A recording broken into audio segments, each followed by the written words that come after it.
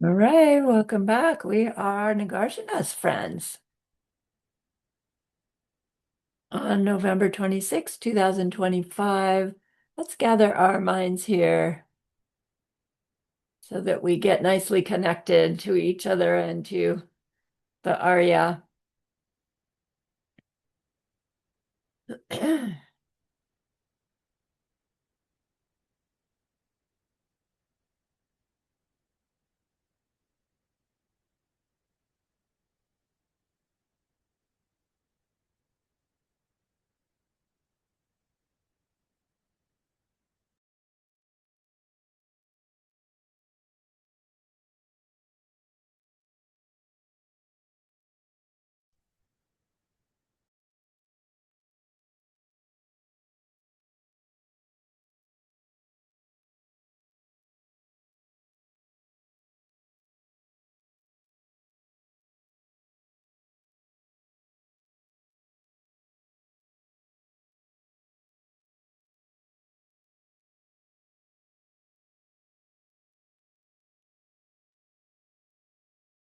Now bring to mind that being who for you is a manifestation of ultimate love, ultimate compassion, ultimate wisdom.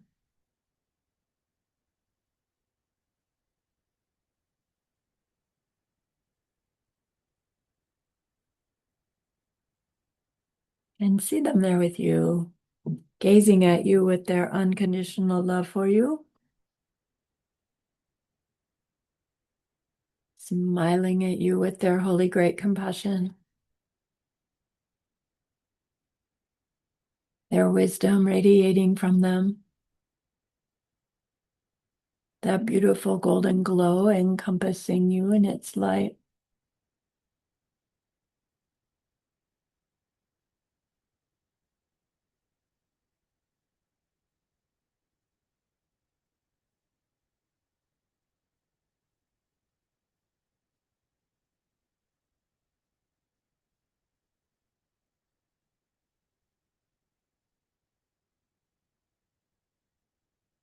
And then we hear them say,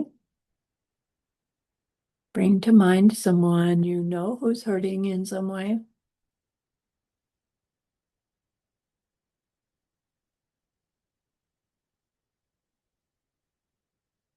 Feel how much you would like to be able to help them.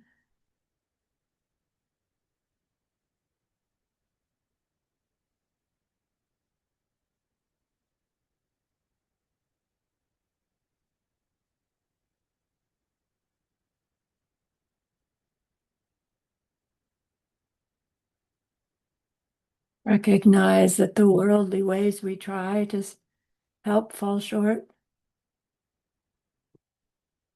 How wonderful it will be when we can also help in some deep and ultimate way, a way through which they will go on to stop their distress forever.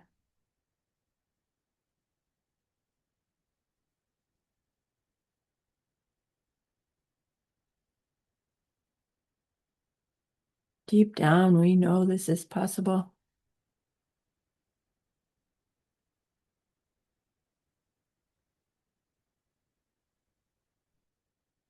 Learning about karma and emptiness, we glimpse how it's possible.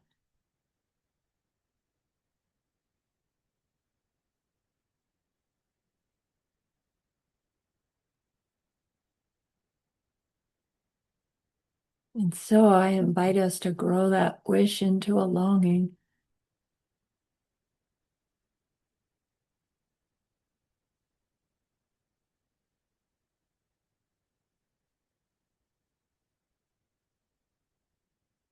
A longing to destroy our ignorance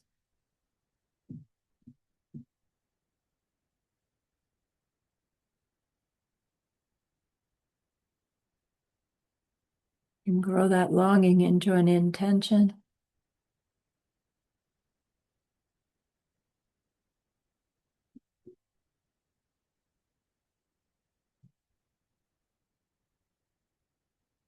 And then we turn our minds back to that precious holy being.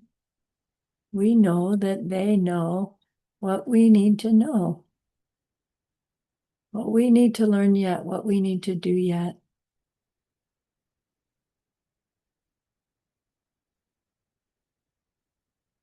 To become one who can help this other in this deep and ultimate way. And so we ask them, please, please teach me that.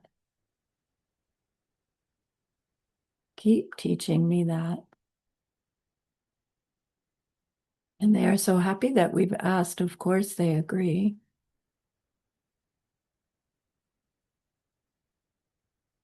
Our gratitude arises.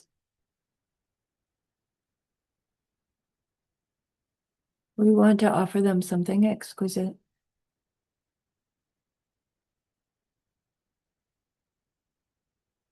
And so we think of the perfect world they are teaching us how to create.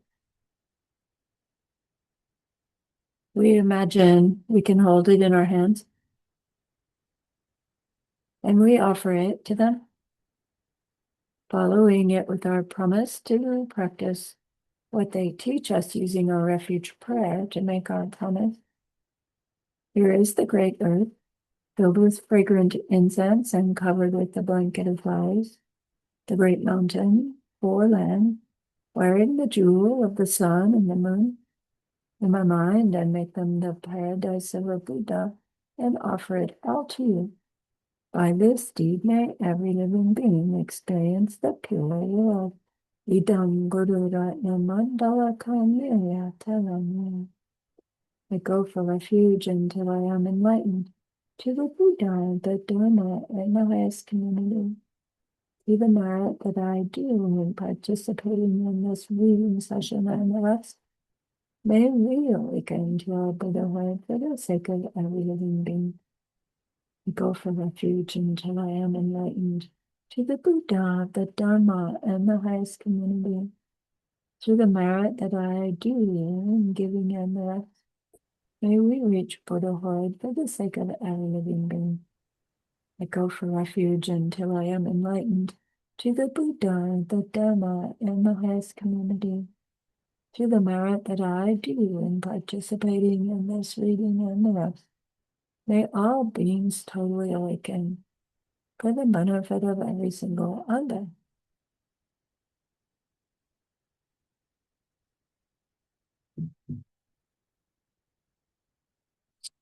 All right, get to spend a couple of hours with Arya Nagarjuna. Let's see what he has to say. And Gyaltsab J.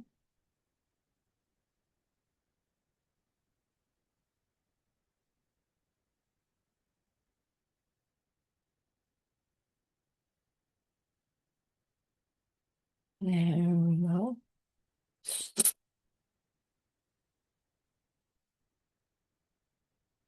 So we are reading the Supreme Garden of Wisdom, Gyaltsab J's commentary on the String of Precious Jewels. String of Precious Jewels is a letter to a king about Tsongkhapa's advices for how the king can rule his kingdom by way of wisdom, I think is where it's going. And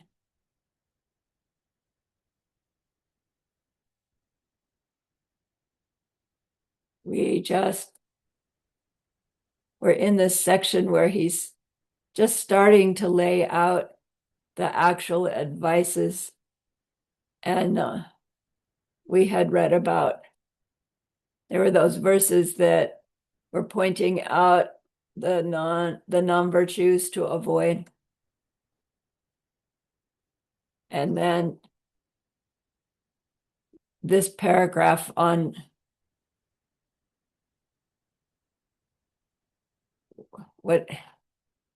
how to recognize, I guess, when we have the mental afflictions that push us into those wrong behaviors, those harmful behaviors. Harmful behaviors.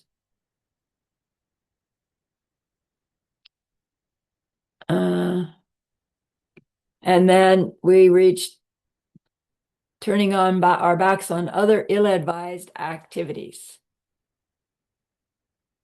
All righty.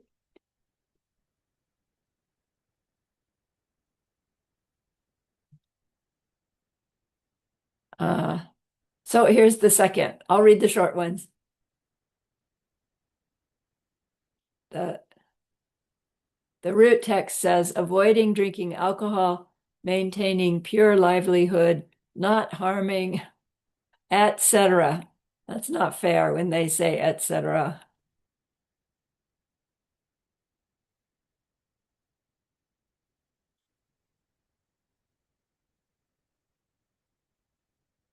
So Janet, you were the first on today. Teach us, please, about these etceteras. One may wonder whether these are the only things we need to commit to stopping. Well, we can admit, Avoid. Is it too omit. small? Is it too small? How do I Yes, make it? dear Lama, it is too small.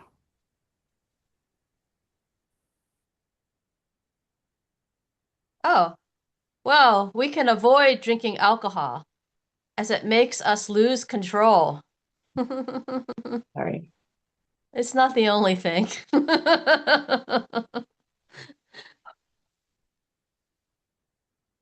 Now I need to make it bigger, right? You just need to center it, dear Lama. Center it. Yeah, a little bit more. Oh, yeah, yeah, yeah. Oh, man. Yeah, you're getting it. That's Okay. as far as it'll go now. I just need to make us a little smaller. As it makes us lose control of what we do and think.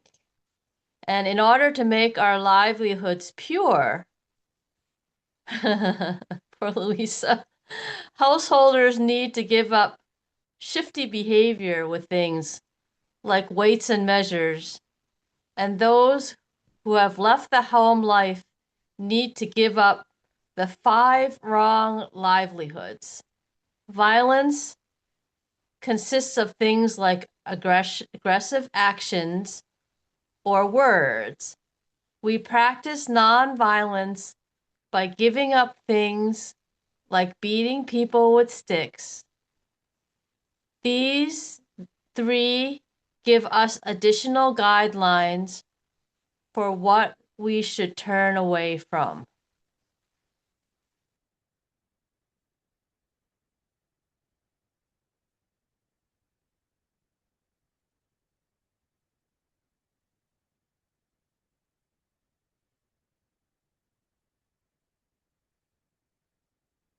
Okay.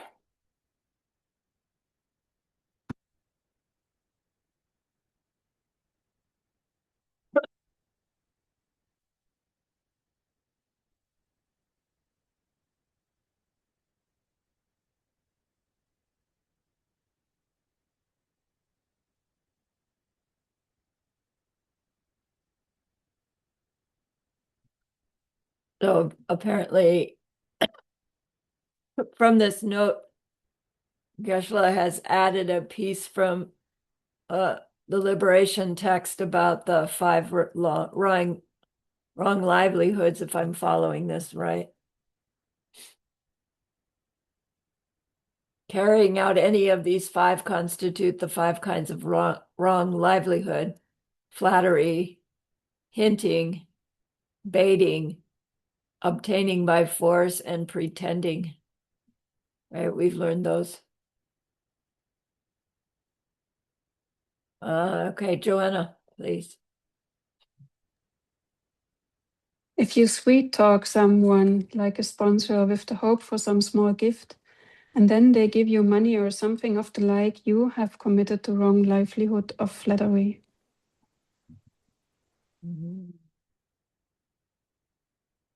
Go ahead and finish that one. Mhm. However, if your motivation is not like that and your kind words are of a sincere nature, even if they do give you something, it's not wrong livelihood. Yeah, so motivation. Elsie. When out of a desire for honor or gain, you say to a sponsor something like, nowadays we have tea and butter, but graves are few and hard to come by. Or, in years past, when you gave us sampa, it was it was so helpful. And what you're really getting at is that if you get that grain of sampa, that is what you call hinting. And go on with this one too. It's not hinting, however, if your motivation is not wanting honor or gain.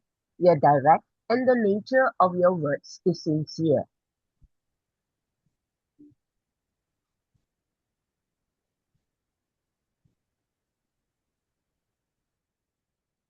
And Roxana, please, this third one.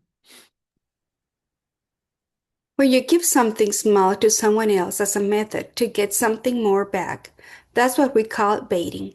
For example, if you offer a silk scarf to a sponsor or extend them hospitality and bring them something like a pitcher full of tea, when your innermost desire is the hope for something larger like a donation or a personal gift to come back to you. Baiting.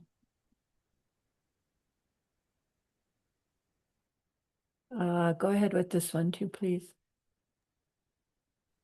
Nowadays, we use phrases like setting the hook for doing things with that kind of motivation, but we are in fact exerting ourselves in wrong livelihood.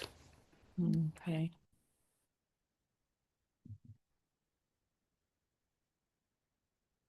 And this one too, please, Roxana. It's not wrong livelihood, however, if you don't have that kind of motivation and the excellent hospitality that you extend, sorry, that you extend towards that sponsor is of a sincere nature. Okay. These are good to think about, your lemma, all of them, Yeah, and they are. reflect. Right. Janet, please. Or wait, Say, is anybody? saying or doing things to obtain something, like when someone doesn't want to do something, but you apply some pressure to get it. Or you redirect something given to someone else to yourself. Or you say to such and such, a great sponsor, that it was really helpful when they gave you tea and butter in order to get them to give it again. That's what we call obtaining by force.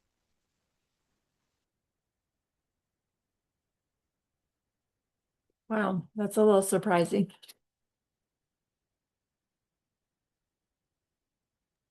Lama Sarani, America is just a violent place. Oh my gosh, it is. The force here is a little bit more extreme.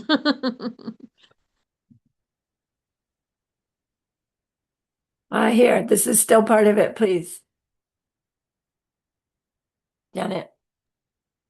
It's not obtaining by force. However, if you don't have a motivation of wanting to get something and the nature of your words is sincere. I want to get rid of my mental afflictions. I know.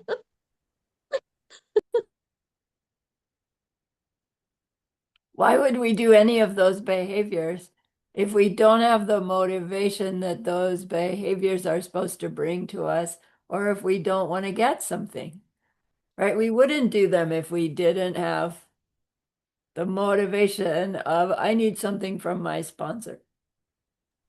Yeah, but I'm thinking about my sponsor as Mario, Yeah. right? and I'm trying to figure out if I have broken some of them. Yeah. Mario just left to Hermosillo because there are a ton of things that he needs to do there. But before he left, he said, I'm taking you shopping. I go, no, I don't want to go shopping. And he insisted. And he took me to really expensive stores to buy me things. And I honestly didn't want anything. Interesting. And and he said, look at your pair of jeans. You even patched them. I know somebody who patches also. And he go, yeah, but I'm comfortable with those. And he goes, you need to throw those away. And I go, no. And he says, you're getting new ones, and you're not just getting one pair. So we went shopping, and he spent a lot of money on me, even designer bags. And I said, I'm gonna lose a few hairs that I have on my head right now if we continue going to these stores and you buy me so many things that I really don't need. And he goes, yes, you do need them. And yes, but I'm thinking, I honestly patch the pants because I like those pants and I'm comfortable. It's like hinting that I need new pants. It's like I'm reflecting on certain situations and who's my sponsor specifically. Yeah. So I don't know. And what's his motivation of? Right. Right. We can't know his motivation. We could ask, right? But seems to Yeah. give him pleasure, right? Right. He thinks he makes me happy, but I got more things. Yeah. But that's a whole nother circumstance, isn't it? It's like, how do we relate to a sponsor, right? If we are relying upon a sponsor and they're wanting to give us more than we need, what do we do? Right. What do we do? Do we do? Right. I mean, I know he's planting generosity seeds, Yeah, yes. plenty of those. Yeah, And I do rejoice in his goodness. yeah, And I think that it's one of the ways that he thinks that he's providing more for me and that I'll be happy. yeah.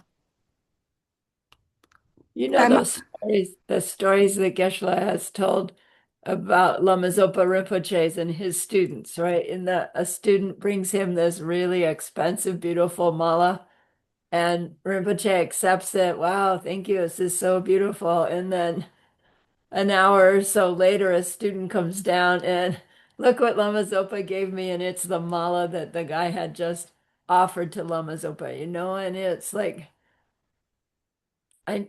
putting myself in that position, I would feel hurt, my gift was rejected, but right deeper down it would be no, my gift was seen as precious enough for the Lama to give it to a student, and right. right, if I had wisdom, I'd be flattered, right, that he gave my gift to somebody else. But then when you're not in that arena, like if you turn around and just give those things away, is that gonna hurt Mario's feelings or make it seem like you're being disrespectful to him when in fact, right, you're taking this thing that is valuable and passing it on to someone who will use it. It's so hard to know what Yeah. to do. I told him, Buddhism says accept it, put it on your altar, and then pass it along, is yeah, what he as says. because as he was leaving, I said, you should take these things with you. Take the bag, the designer's bag. I go, take it with you. I don't gonna be needing it here.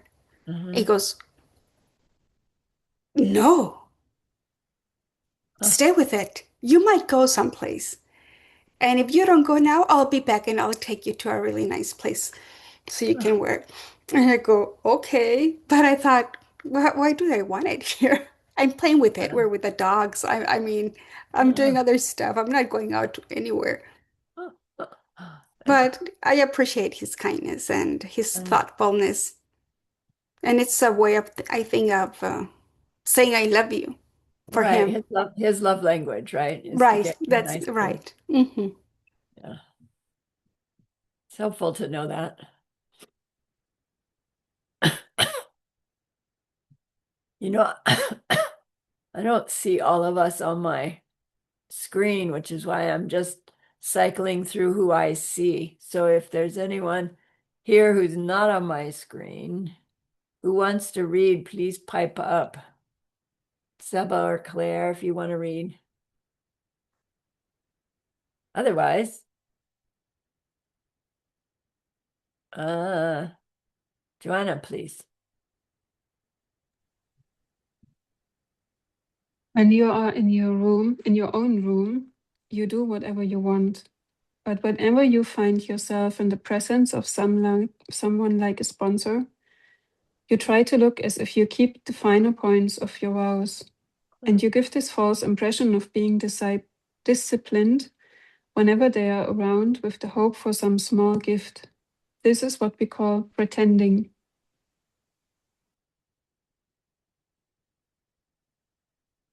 See if he has more to say about that one. Yes, here. However, if we were to do something that could cause lay people to lose faith in the teachings, and you don't have that kind of motivation, and then you try to look little more disciplined than when you're in your own room, you're not pretending. Thus spoke my precious teacher and highest refuge.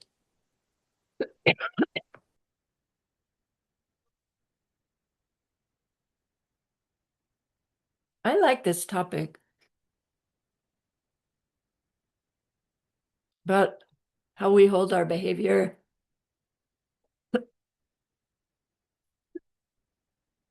and how we can be on our best behavior, right, in certain circumstances. And we seem to somehow know what our limits of best behavior is. Like I can go to that group and be with that group and be on my best behavior. And I can do it for about 3 hours, but then they really start to bug me. And if I stay any longer, I know I'm going to say or do something, right? So I know I have to get out before I do that. Or I I remember going to like family reunions with David's family when his parents were still alive. And because, I was half a step removed from the whole thing, I could witness.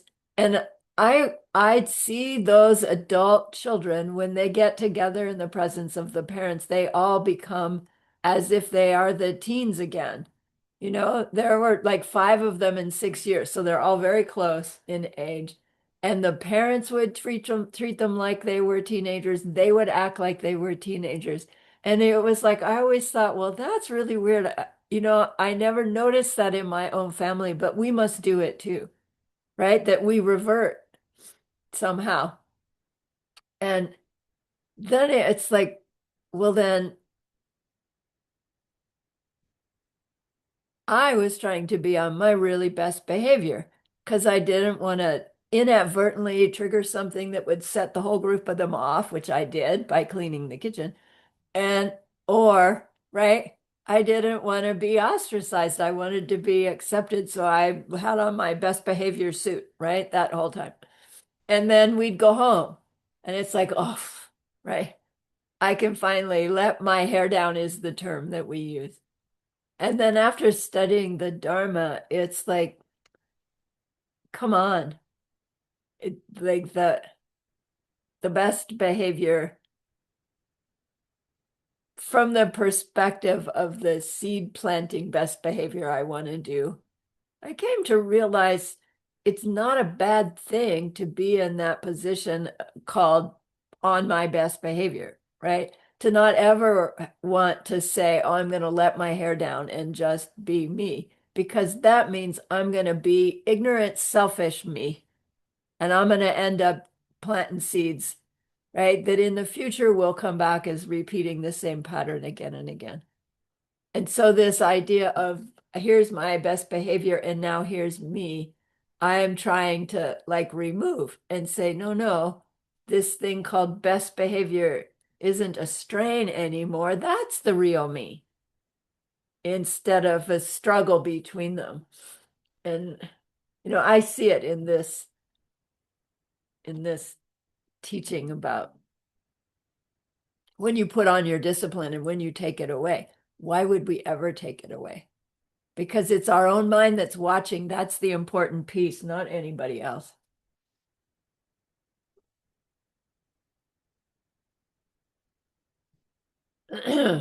Okay.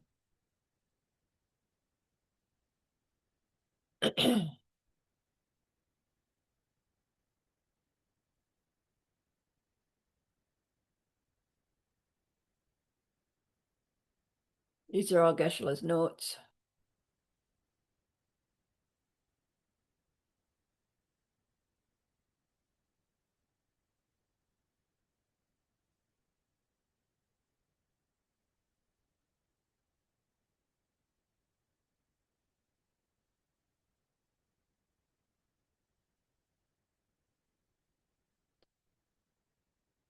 I forget where we were. Elsie, please.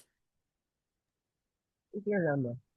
Pretending is when out of a motivation by an as- aspiration, I think, to get something you think to yourself how wonderful it would be if others would pay you respect.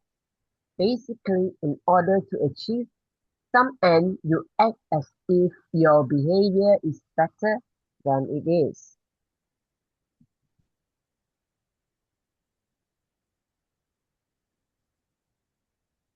It's curious, isn't it? I'm recalling a time when I was working, we had an amazing coach. He worked for the United Nations and he was coaching us on some things and he made an exercise and he said, we were people from different parts. And he says, okay, a hug to someone who is wearing black shoes, for example, and everybody would run and would hug someone who was wearing black shoes, or a hug to whoever is a grandma, and we would run and see who's a grandma, right? And then he said once, okay, go hug that person who's best behaved of all. And I was so surprised that everybody came to hug me. I honestly didn't imagine that they would have that impression Huh, of me. interesting. I know, I know. So it's like, I remember when you said pretending, Mhm. I was honestly, I wasn't pretending to be somebody else, Right, but you never know what perception you are giving others. Until right, that moment, I go, probably would have known of if it weren't for that exercise that this coach made. But it would be interesting to go around and see what people think of us in certain ways, right. right? If we can pretend to have really good behavior, why don't we just do it? Like Right. when we're pretending to have it, we're doing it. Or And if we pretending, understood about seeds, right? it's like, well, then just pretend all the time if you really want to stop suffering, even in your own or others, right? It's only out of our ignorance that the pretending is some kind of strain or something that we would ever want to stop doing. It's just really odd. But pretending, if you know you're pretending, you're saying, well, I don't really have these good qualities. I'm going to put on, right, these good qualities to impress them or whatever. But if you can actually do it, why not do it? Right? Meaning the kindness qualities, not the puffed up, I'm better than you, not like that. Right.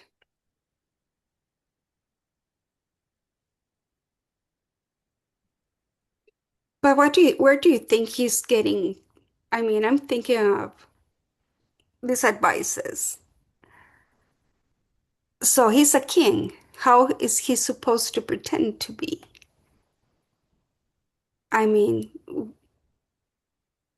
if you think, why did he write that to the king? Right. So actually, we're reading from Gift of Liberation, Mm, explanation of the five. So I don't know that the king is getting this specific information, but Nagarjuna has said to the king, avoid those five kinds of wrong livelihood. And in the context of those wrong livelihoods, you have the monks who rely upon the sponsors. And so, right, they need to set this good example in order to get their sponsorship. So you could see how ego would get involved. Can I get more sponsorship for my house than that guy's getting for his house? Or can I get a little extra for myself, right? The ugliestness that we see in our world.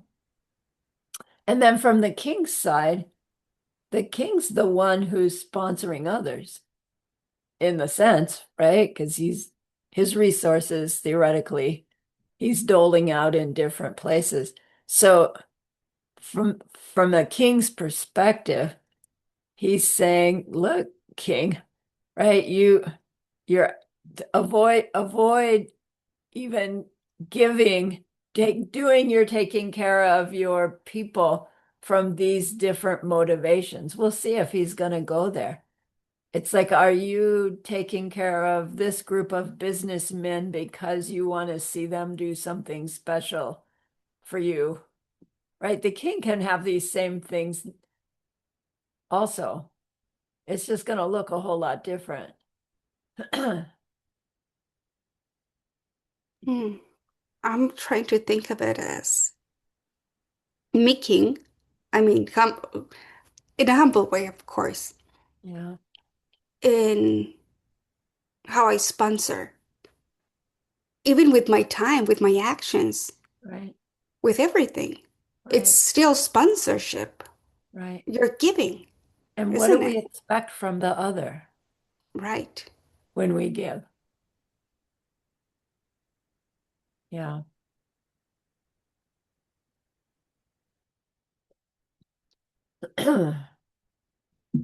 Where are we? Roxana, your turn. Flattery.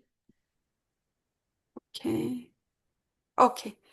Flattery is when motivated by thoughts like the ones just mentioned.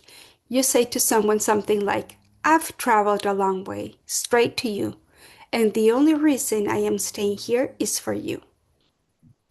Is that flattery?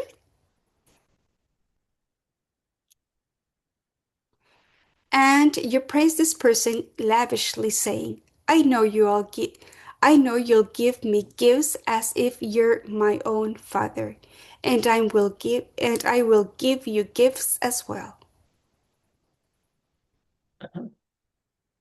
If there's more here. No. Okay. Flattery.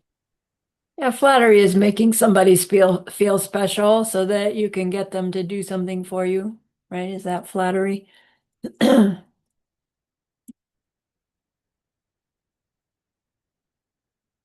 But when we Uh, say, oh, I'm flattered by your words or I'm flattered, yeah.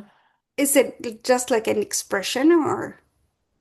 Yeah, that's different. It feels to me like when somebody says something and we say, "Wow, I'm flattered." That's a statement of appreciation,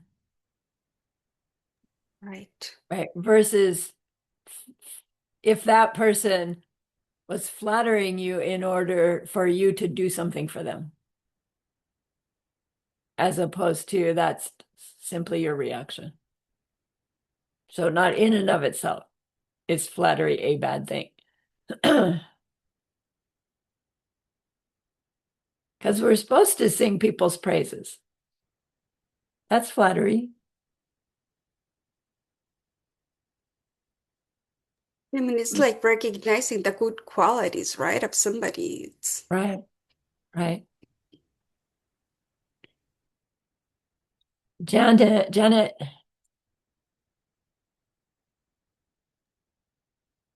Hinting is thinking to yourself how wonderful it would be to get something for yourself when you do something for someone else. For example, you do something for someone with the objective in mind and then mention how beautiful their sage's bowl is.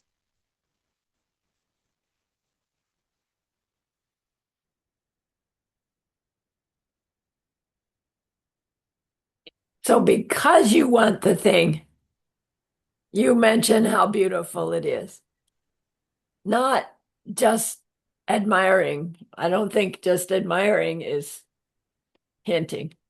There has to be that underlying, I'm going to say this in hopes that they'll give it to me or something like that. Instead of coming right out, may I have that, please?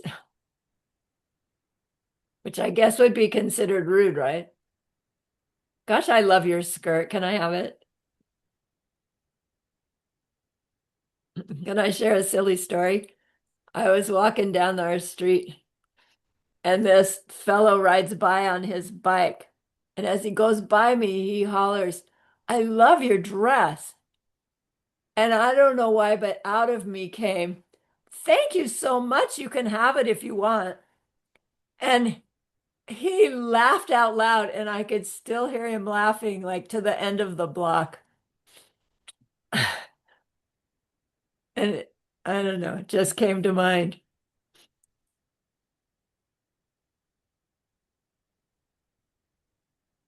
And then, And that's all. And then, yes, Janet, and then out of craving for this thing, you say, I would love to find something like this and get it for myself. But finding someone to give it to me is so difficult. man, There's a that's lot of hinting. purification of speech going on here. There sure is. There sure is. I think Right, we right. better say nothing at all. Better to say nothing at all. Better to say nothing at all. I'm with you. Yeah, but we do say it. I go to my garden. Well, I'm in Adria's house, and she has nice things. And I go, oh, I like it. Where did you get it? But I Mhm. never go into, oh, I want to get it for myself, or you get it for me, or none of those things. But it's like common speech. It's conversation. For me, it's Yeah. like Yeah. Yeah. I just when I was a child, and we would go visit my uncle's house. My aunt had this beautiful tea set, Chinese, very, very old, very antique. And I would always, as a girl, I would stand there. I would say, "Oh, I like it so much, Tia. I really like it." And I was so surprised that for my wedding, that's what I got.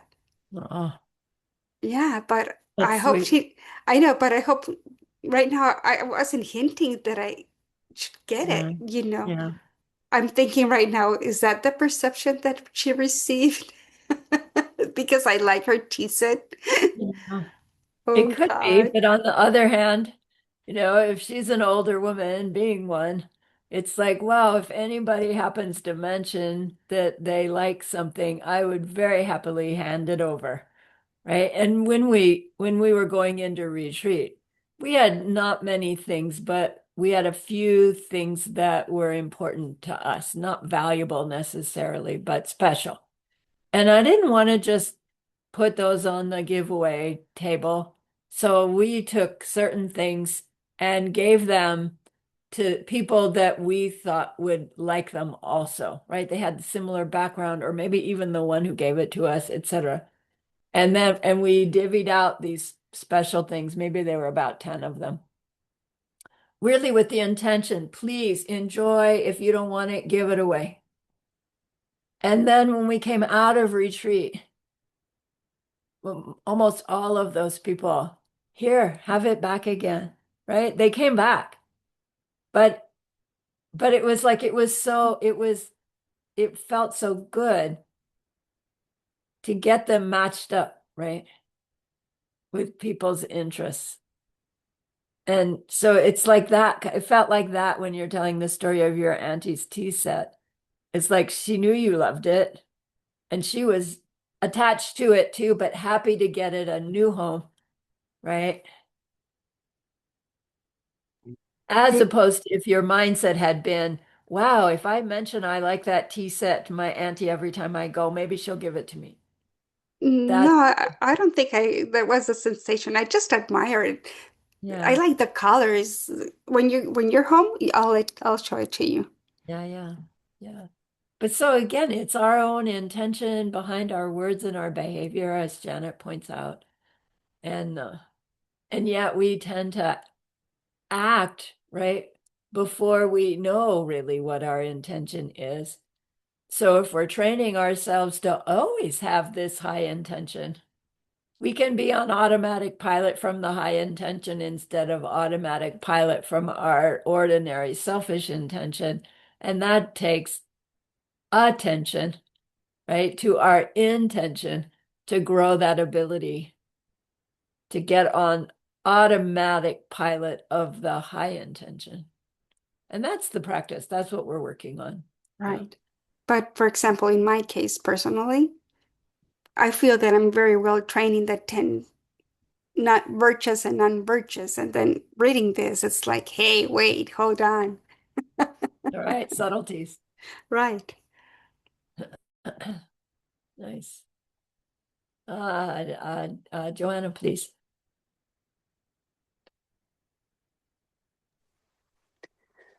Obtaining by force is when out of thoughts of desire to get something you say, you could give a gift to someone like your parents, but what's the big deal? You've got an enemy destroyer staying in your house with you, and you have the very thing that this person you're talking to right now needs. And you say it with the idea that would it would be really great if they think of you as if you are the enemy destroyer. Well, that's packed, isn't it? If you are an enemy destroyer, you are not ever going to say something like that.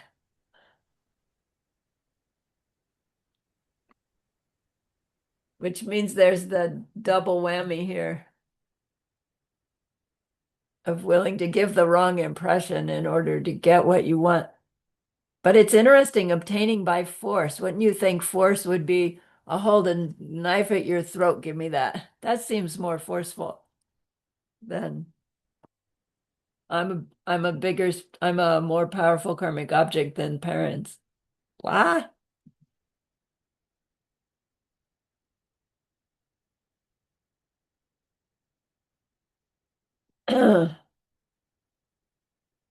Elsie, please.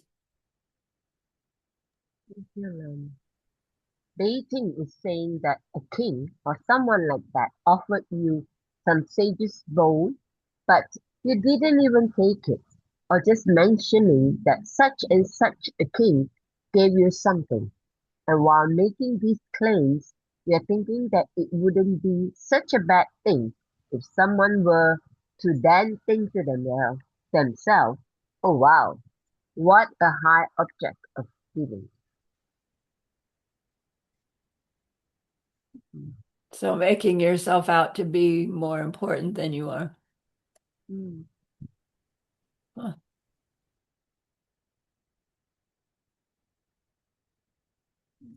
Okay.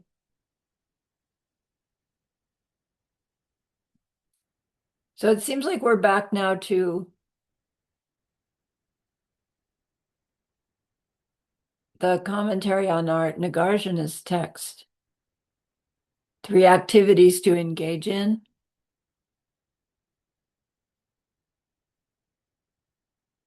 Oh, that's funny. They didn't make a note there. Oh yeah, here we are.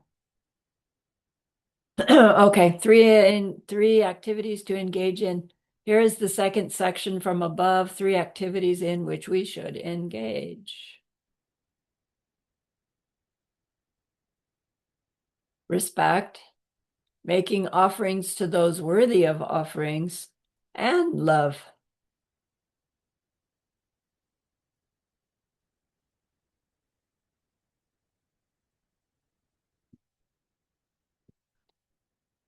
Roxana, please.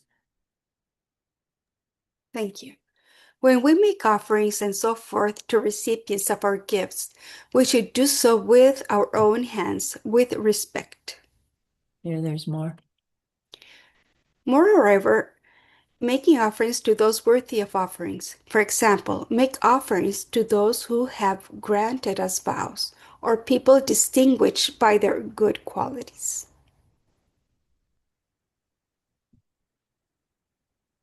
And go on, please.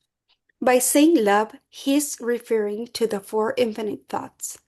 These constitute the activities we are encouraged to engage in.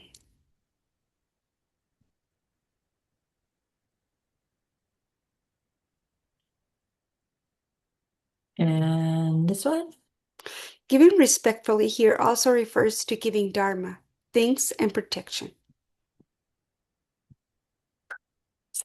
So just for fun, what are the four infinite thoughts?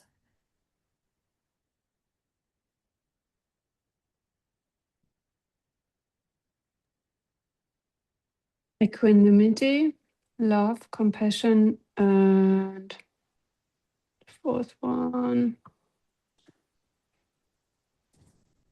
Joyous effort. Joy. Joyous effort, joy. Yeah, joy. Joy. So may all living beings be free of suffering and the causes of suffering. Which one is May that? all. This is the compassion part. Right. And love. I'm not sure about the love one. I think it's may everybody be happy and have the causes for happiness. Right. The equanimity part is that we should stay not only with the ones that we feel attached to. Right. I don't know the words by heart. And the joy, the last one, I don't know that the words right now. Sorry. Yeah. I've heard it given in different ways, and one of them was using joy as wishing code for wishing all beings could come to know truth directly, right? The joy of seeing emptiness directly, which is right, interesting. To wish people joy is one thing, but wish people the joy of wisdom, right? That takes it to a whole nother level. And then It's the ultimate place. it's the ultimate place. Yeah. And then yeah, the equanimity is not leaving a single one out, right? Wanting these four for everyone. Yeah, nice. So he's saying to the king, cultivate these four infinite thoughts. That would be pretty powerful.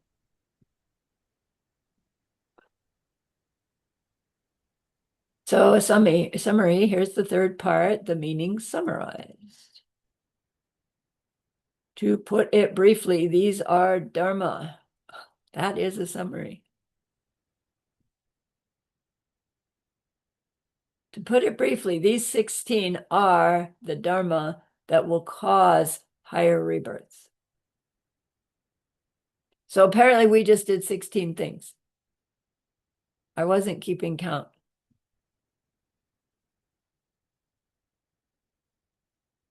Here they are in Tibetan, if that's helpful.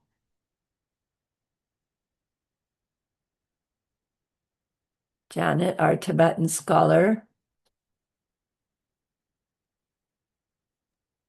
I can only see numbers and la, so I would have to use the dictionary. And I could Tashi Delek, I could say hello too. That's my limit. I bow at your feet. That's more than I can do. Only in this system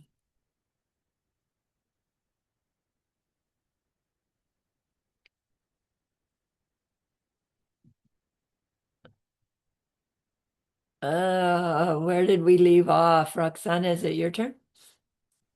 I can try. Thank you, dear Lemma. The second part, okay, only in this system. The second part, a demonstration that these are not found in any system other than this one, has three parts of its own.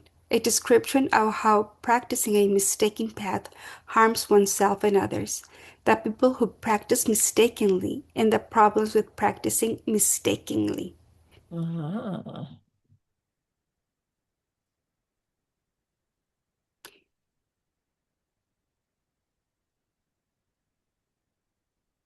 Here is the first, how practicing mistaken paths harms ourselves and others.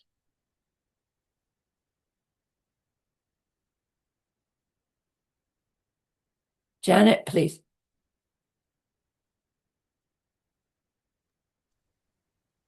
Those practices which are not Dharma are nothing more than torment for the body. Carry on in that way. We will not give up harming others, and we will be unable to benefit others. Hmm.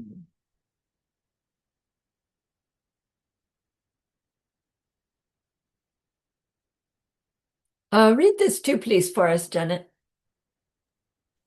Aren't things like tormenting our bodies as practices of austerity also something that we should aspire to be on the path? Someone may wonder.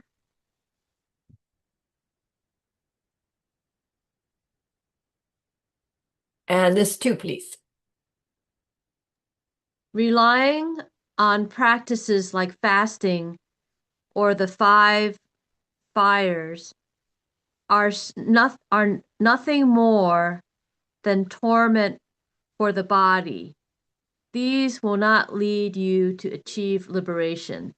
They are not even practices that could help you reach higher rebirths. Let's see if he has more to say. I'm going to go for the footnote about fires. But I'm probably going to lose my place. Okay, forget it. It'll show up. Right There it there. is. Is that it? 29? 20? That's it. 20, yeah.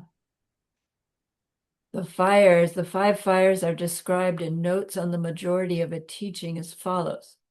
You light four large fires and sit yourself in the center of them, with the fires not quite touching you.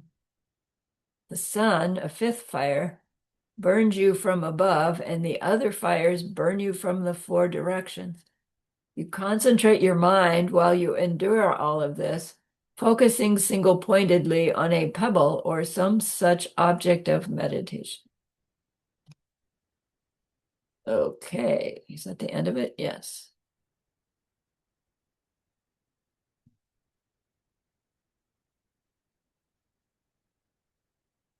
Is this a ritual for purification? Right. I think in other traditions, you would do these austerities, right? Things that were particularly difficult and unpleasant to carry out in order to purify. And, to the extreme, in movies, you see the yogi, with the long dreadlocks, standing on one foot, right, in the little Buddha. And he's got trees growing out of his palms, because he's been standing there for so long. And, or somebody hanging upside down from a tree, on purpose in order to clean out their negative karma. And it might occur to us to do that, right? Oh, I see so much suffering in the world. I can't access, right, all that suffering. So I'll just bring it out of myself by making myself suffer. And I'll get rid of all that karma. And when it's finally done, right, it'll all be over and I'll be whatever my goal was. And we see it in the Christian tradition as well, the self-flagellation stuff. And then yeah, it works its way into culture in the puritanical, right, ideal that, oh, you have to be austere and suffer in order to be good, to demonstrate how good you are. And then when we understand about mental seed planting, to see ourselves willing to take on displeasure that comes, that's one thing. Imposing it on ourselves is seeing ourselves hurt somebody, right? Mm. So it's mistaken. And it doesn't, right? It's planting harmful seeds when what we're trying to do is burn off harmful seeds. We are burning it off by the unpleasantness, but we're planting it because we're self-imposing it, Mm. is the point. We're, No, we're we're not actually preserving our own lives then. right, right. And in the story of Siddhartha, he went through that period of doing the austerities with his buddies because that's what they did in their tradition. And then, he came to realize this isn't gonna work, right? The story is he's nearly dead by the river, and he Mm. hears the little boat go by, and the person's getting the violin lesson. Yeah. You have to have the string tuned just right. Too tight, it breaks. Too loose, you can't make music.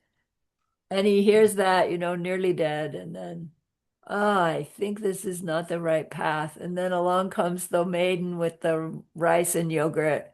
Can I help you, sir? Okay. And then he finds the middle way. So, I mean, they don't say he sits down and sees emptiness directly after that.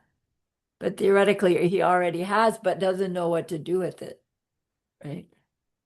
So it's reference to that because the king probably has grown up in that tradition that austerities are the way to go, but the king's living lavishly.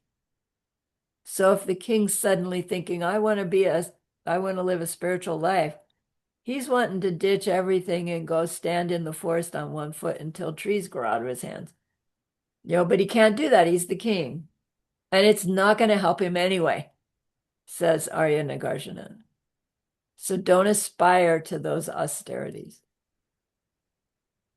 But how do we do it to ourselves? Are we imposing austerities on ourselves? Not in this dramatic, awful way, but, are we carrying forth some of those seeds? I know I do, because I meet up with the Diamond Way that says use pleasure as the path, which then it's like that means have as much pleasure as you can and use it for stopping suffering and bringing everyone to happiness as well. And there's a method for doing it accurately, and there's mistaken doing it as well. And my own, baggage that I bring with, it's like, no, no, right? I'm not going to go there because desires are too dangerous when they're not, right? It's the mistaken understanding. So I don't know where I'm going with that, but again, remember our circumstance. Nagarjuna is talking to a king who has everything he wants. Anything he says goes, right? And he's still human with human wants and needs and aversions and etc.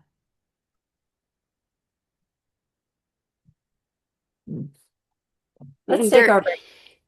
Lama, I saw a movie on YouTube Chuang life, the monk Chuang Okay. of his life. Have you seen it? No. It's so interesting. I'll find it and I'll pass you the link so you maybe for Thanksgiving you can just sit there Okay. and enjoy. It's very interesting. And I'm recalling a lot of things because he traveled all the way from China, to India Okay, to the find monk. the Okay. monk, Got it. yeah, to find the teachings. Oh, yeah. Okay. So how he's in Sweet. his path, how he encounters different kings and emperors. Yeah. It's so interesting. Nice. Yeah, I would like to see that. yeah. I'll send you the link.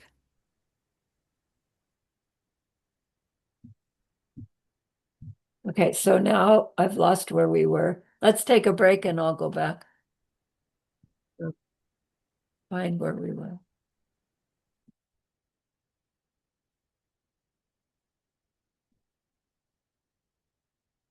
There it is.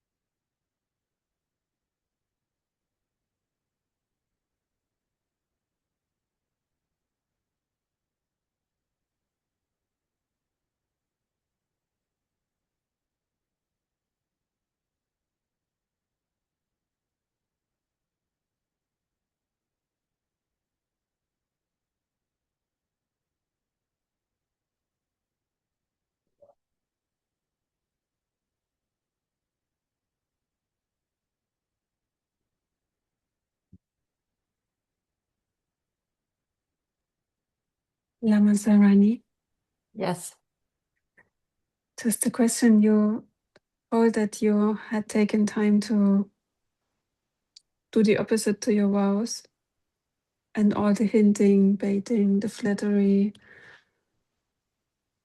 I also, like Janet said, come up with better not say anything at all. It's the opposite for everything. Just keep quiet. But is there anything else that you came up with for those 5 and specific? How to tackle them and do more Yeah, than just bump right. them I on the don't rock? remember off the top of my head, but it would seem like if we are in a position of asking for something from someone else, like these 5, how not to behave in the situation of needing to ask for something. All right, then how do I behave? What is my motivation? Why is it I feel I need this thing? Why is it them the one that I'm going to receive it? How do I view them? Right? Am I viewing them as somebody whose generosity I'm appealing to, or am I viewing them as somebody has more than they need, so they should give it to me? Right? And so that I could come up with a very respectful and humble way of making my request. No, so I don't know, suppose it would be asking for a raise at work. We could be, I'm going to demand this raise because I'm so good for the company. Or it can be, look, right, in order for me to be able to bring to you a better me, I need this, and this.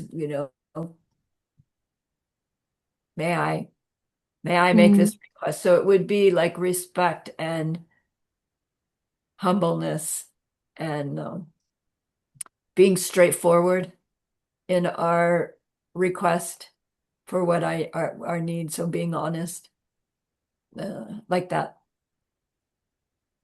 So it wouldn't be a problem to ask directly for help if there's any need? Not at all. Not Mhm. at all. Okay, thank you. Not at all. Okay, we're back. So Lama, carry on. Excuse me. no, Go ahead.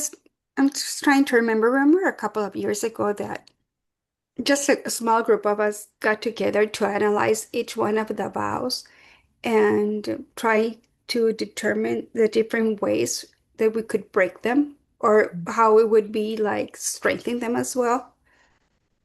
I'm thinking, I don't have the notebook here with me, but I'm just eager to go to that notebook and see if some of the things that we're talking here are there and where Yeah. would they fit. Yeah, nice. Nice. So still in reference to the hurting oneself for some benefit, carrying on in that way, we will not give up harming others, and we will also be unable to benefit others. In fact, with these practices, you are just flirting with the causes that will bring you to the lower realms. So then, the ones who go astray, here's the second part, a description of the people who practice mistakenly.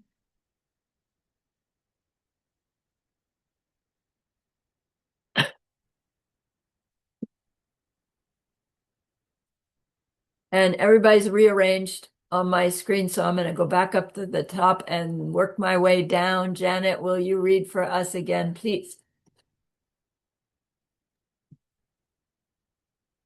Giving, living an ethical life, and a clear head that does not get angry are the great path of holy teachings. Those who follow mistaken paths, disrespecting or tormenting the body, are on a path in the dark. Nice.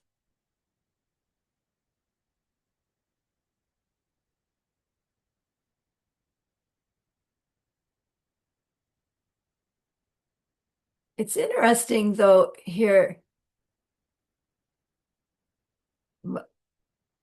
when I think of his instruction giving, live an ethical life, a clear head that does not get angry, it feels to me like that has to do with how this one is interacting with the others of my world.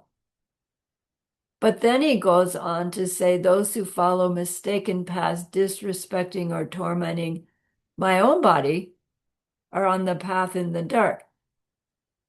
It's like, how am I disrespecting my own body if I'm not practicing giving well or not having an ethical life? It seems like the two are not related,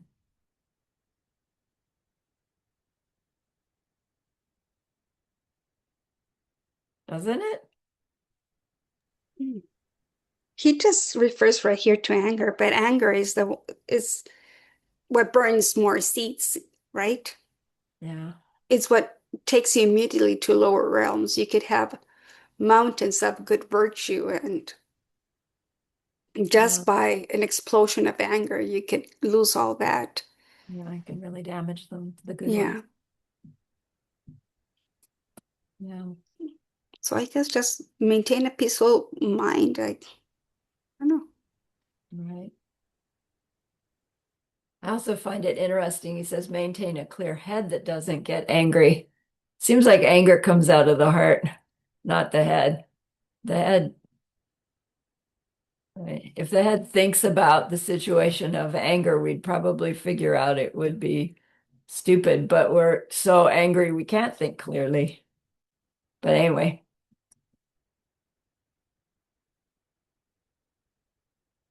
okay, who's next? Elsie, please. Giving morality and keeping a very clear head so you don't get angry refers to the three kinds of giving: an ethical way of life, which is by definition giving up the seven, and the three kinds of not getting angry. And these are the great path of teaching. People who practice mistaken paths like disrespecting or tormenting the body are like animals wandering along the edge of a cliff. And if we follow after them, we are just more of these wandering animals. Those people following mistaken paths which are in the dark deceive themselves and others who would follow after them.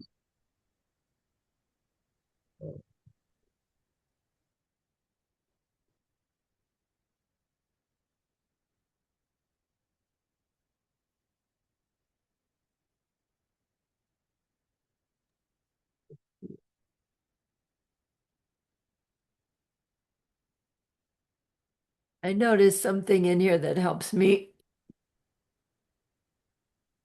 I'm sorry.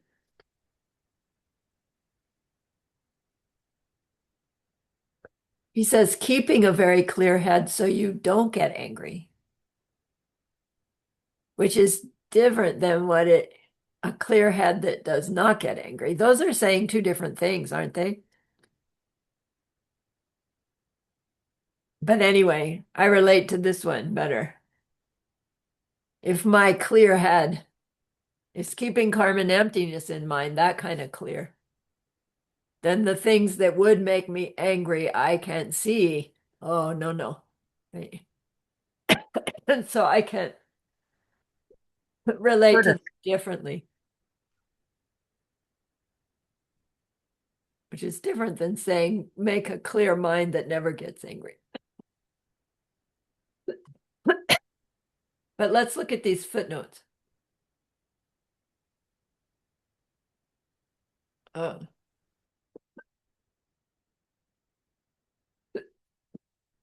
Roxana, please. Let's do the footnote. Yes. Three kinds of giving, also known as the three parts of the perfection of giving.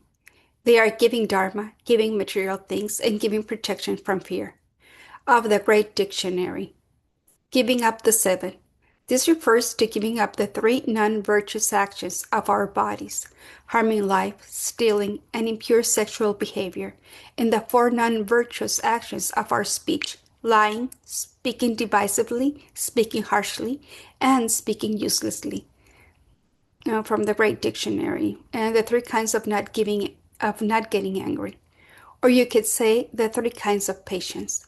The three are the patience of taking on pain, the patience of not taking offense, and the patience of having certainty in the Dharma. How beautiful! It's such a great reminder of so many things. I'm going to take a screenshot. Don't move it, please, dear Holy Lama.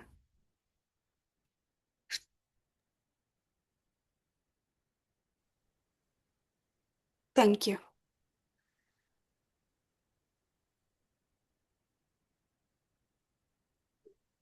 So many things to keep in mind, isn't it? Well, for me. Yep. Beautiful summary of what we've learned in ACI. Right, right. And also we're getting clues into the code, right? The code being, they'll say the term three kinds of giving. And it's like, okay, I know, right? We even know the four kinds of giving, where they add the fourth one, giving love. That comes in the Diamond Way. And the code giving up the seven means the seven of the 10 non-virtues. And then the three kinds of not getting angry, we've studied that as well when we study our perfection of patience. Nice.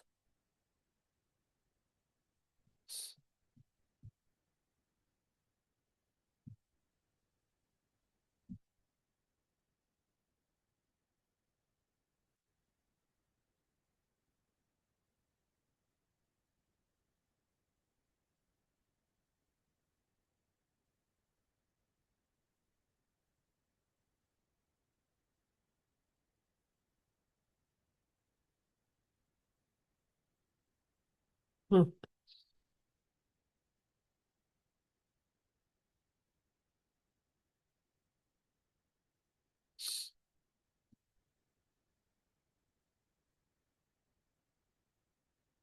So in this case, a practice of these three is something that includes the 16 practices that we discussed above.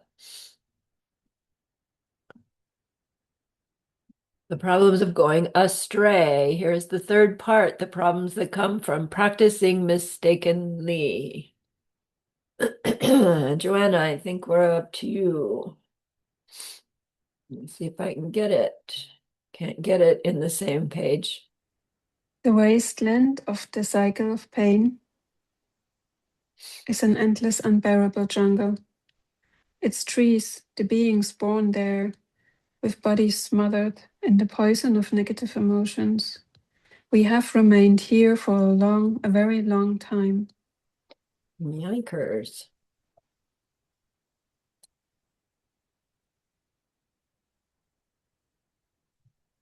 And go on here, please. Non-Buddhists who disrespect the path of the Dharma and instead take up mistaken paths are like animals who took the wrong path and must endure the hardship of wandering through the thicket of a jungle filled with roots and trees in some desolate crack.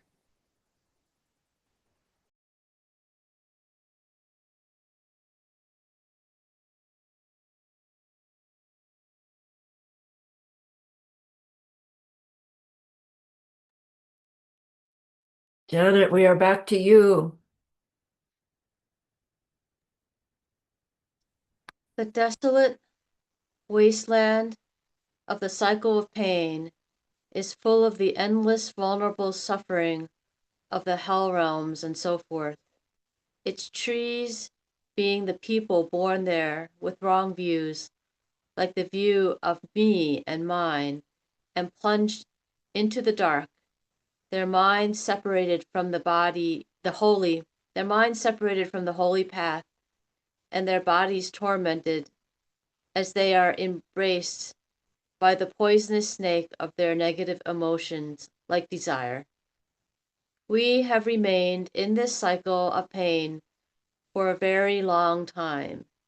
So it is of the utmost importance that those of you who aspire to something good for yourself rely on a holy friend and do not get attracted to any mistaken path. Oh, that's pretty graphic, isn't it?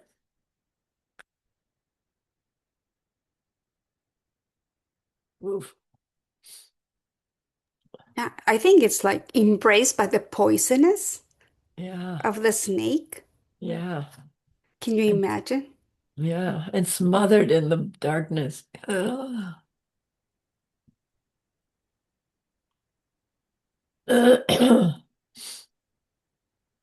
You know, what comes to my mind when it's people who drug themselves, right?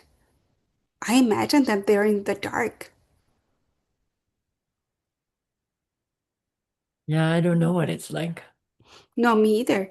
But I imagine that's how I see them. It's like their bodies, how they're cracking up, and I don't know. Yeah. The results of practicing improperly.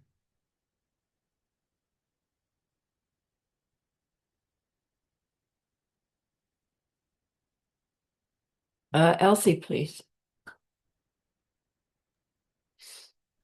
The third part, the result of engaging improperly with the 16 practices, has three parts of its own. Parallel results, like a short lifespan, ripening results, like going to hell, and the opposites of these, which are the results of virtuous action. Okay. Here's the first parallel results. Roxana, please. From killing, you will have a short lifespan. Harming others will bring you a lot of injury. Stealing will leave you destitute with no belongings, and committing adultery will get you rivals. That's nice to see that directly. Right.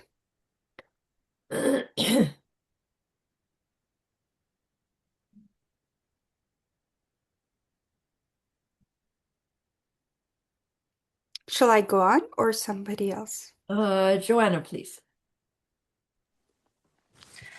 From lying, people will discount what you say. From speaking derisively, you will be separated from your friends. Speaking roughly will make you hear unpleasant things. Speaking in a disconnected way, people won't respect what you say. Yeah, also very, very clear. Hmm.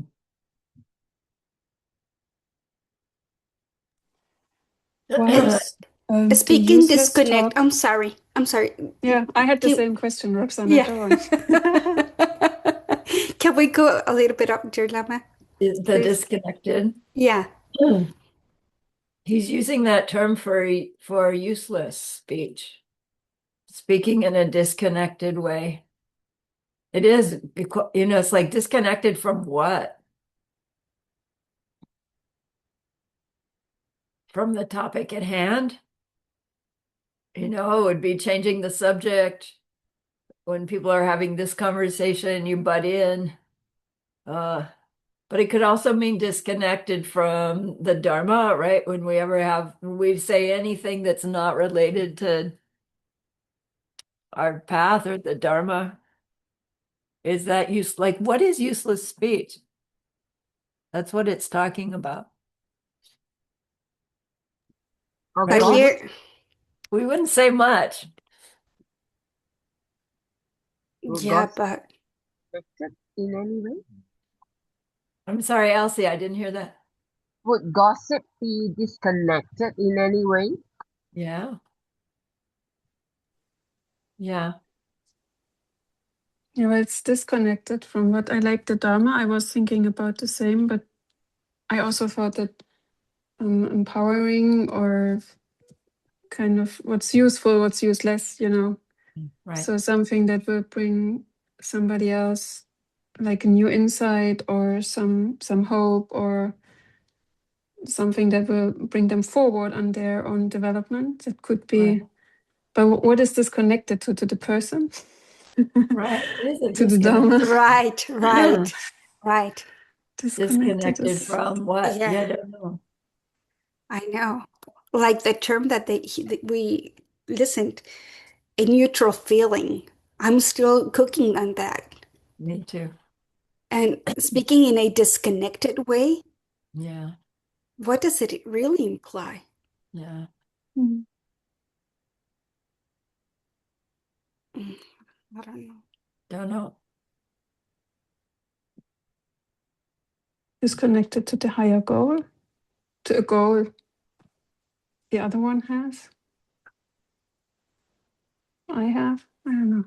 Disconnected from our motivation, disconnected from our higher goal. That's probably what it would mean.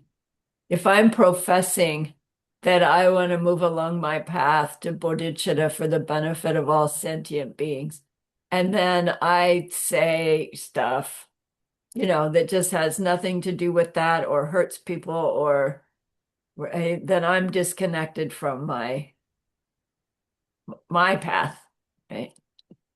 And it doesn't mean all I can speak is scripture, or I shouldn't say anything other than teaching a class, but I'm disconnected from my motivation from being still on my practice path as I'm having a casual conversation with somebody. Am I disconnected from my own motivation, my own belief? It might be that. Because if we're connected, we can talk about movies with somebody if that's the arena in which one can engage with somebody, then we can do it from a wisdom aspect and have a casual conversation with somebody as long as we're still connected to our motivation, right? Of somehow trying to shine a light, right? Somehow trying to help. You know how you can be in a conversation with somebody where just everything is negative and you can either go, yeah, yeah, yeah, everything is bad or horrible, or you can insert some kind of, yeah, but, right, here's this goodness over here, or, right. So if we've got our own motivation in mind as we're using our speech, then it really does, it's not what we say so much as our motivation. So maybe when they're describing useless speech, what they're saying is we are in some conversation and we don't have in mind what we're saying and why we're saying it, which we could be then having disconnected speech even as we're having a Dharma conversation. Couldn't we? And then if he makes a distinction that this applies only to people on the Dharma path, I mean, even people on a different path with a high goal in mind, they would plant, even though they are not probably knowing or even believing in karma and emptiness, they would still plant the seeds. Yeah. So, right. But he Usually made a distinction that this applies only to the Dharma path, but it would for actually us, also. but it would be for anyone. Like, do we speak in ways that we just really aren't thinking about what we're saying or why we're saying it?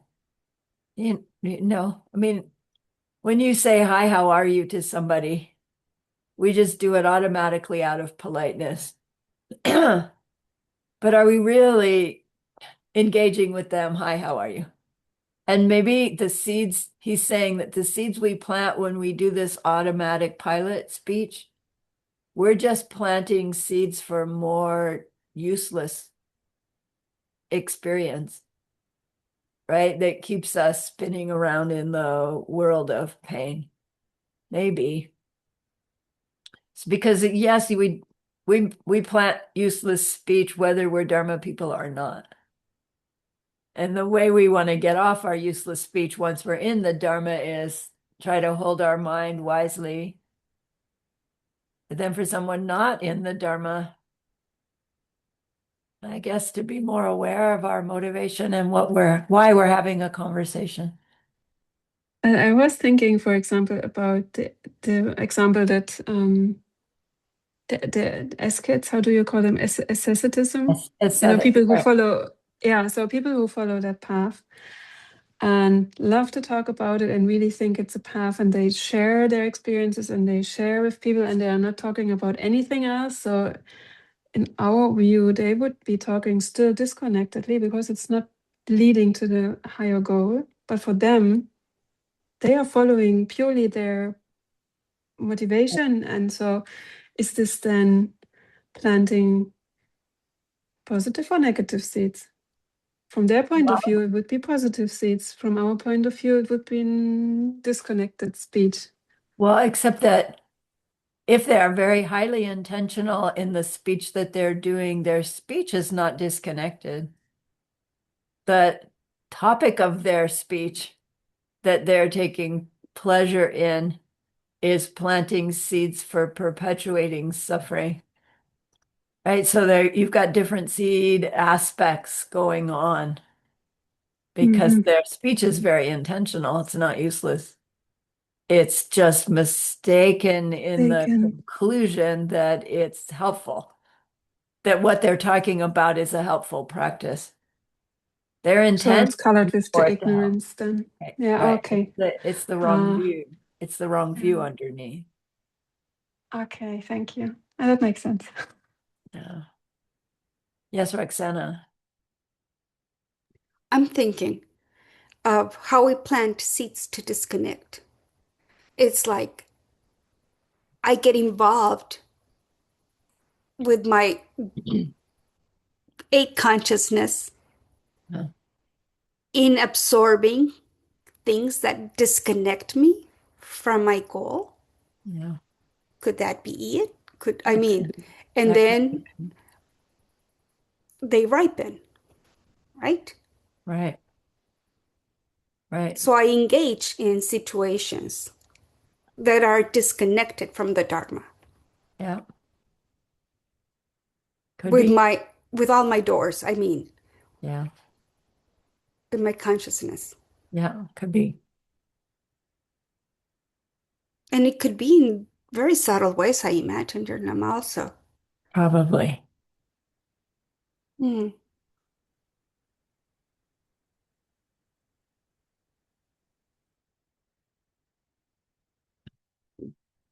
Yeah.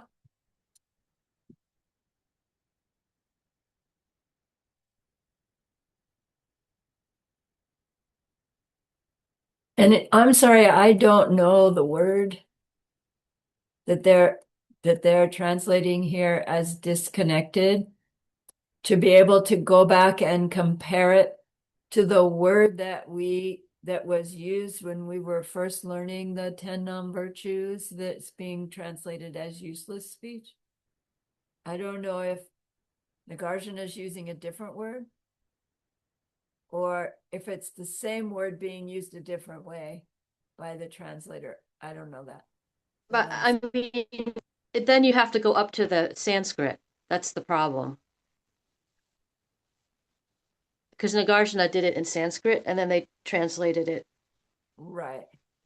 So you could go to the Tibetan, but then you still have to go to the Sanskrit. Right. Right. But the if the Tibetan here is different than the Tibetan from when we learned the 10 non-virtues from another source, then the right the that gives us a clue. And then you're right, to really get to the deeper still, we would need to know the Sanskrit word for useless speech versus disconnected speech to see if that's the same word or a different word.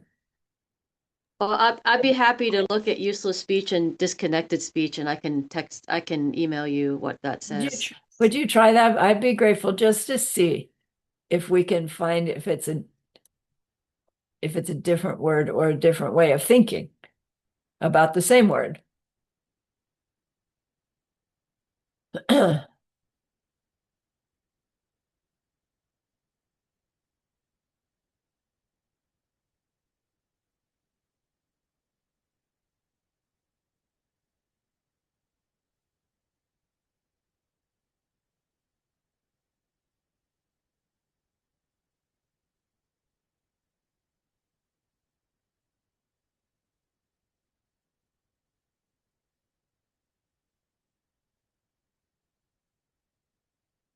Yeah, here's here's the part in Sanskrit about speech, because I know that the vaka has to do with spoken word. But in here, the abadat, they're bahgam, I don't know which of these is disrespected or useless.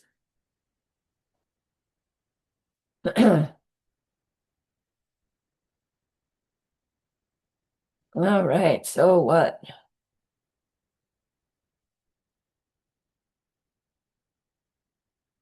Um, Janet, I think we were up to you, but everybody's rearranged on my screen again. So, Janet, please. Being unhappy when others get something will destroy your hopes. Being happy for the misfortune of others will grant you fear. Backward views will result in bad views. Drinking alcohol causes the mind to be mistaken.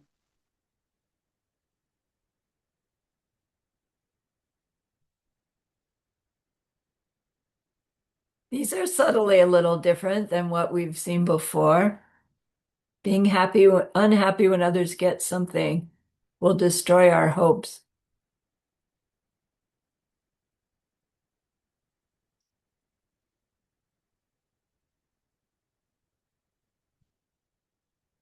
So someone who's depressed, right, has this like sense of hopelessness. Nothing is ever going to go right for me.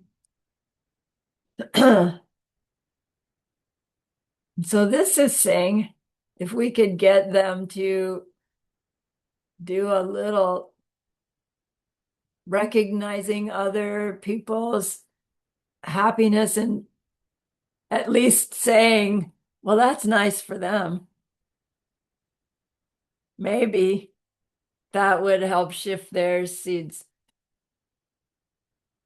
from this lack of hope. It's curious. It wouldn't usually be what one would prescribe to somebody who's depressed. And it would probably be really hard for them to do it. But then this gratitude practice would be, right, being happy just to see others getting a little pleasure